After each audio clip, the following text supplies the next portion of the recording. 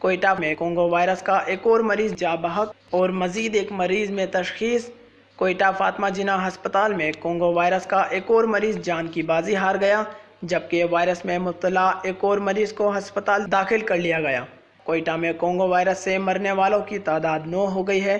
ہسپتال ذرائع کے مطابق 7 روز قبل پشین کے علاقے تورا شاہ سے تعلق رکھنے والے 65 سالہ شیر محمد کو ناک اور منہ سے خون آنے کے باعث ہسپتال لایا گیا اور مریض میں کونگو وائرس کی تصدیق ہونے کے بعد علاج شروع کر دیا گیا تھا۔ تاہم منگل کے روز شیر محمد جان کی بازی ہار گیا۔ دوسری جانب کوئٹہ کے مشرقی بائی پاس کے رہائشی نوجوان کی ٹیسٹ رپورٹ میں کونگو وائرس کی تصدیق ہونے کے بعد بلا تاخیر ہسپتال منتقل کر کے اس کا علاج شروع کر دیا گیا ہے۔ رواں سال کونگو وائرس کے 30 کیسز سامنے آئے، جن میں سے 4 خواتین سمیت 9 افراد جاں بحق ہو چکے ہیں اور 2 مریض زیر علاج ہیں، جبکہ 19 مریض صحت یاب ہو چکے ہیں۔ وش نیوز، کوئٹہ۔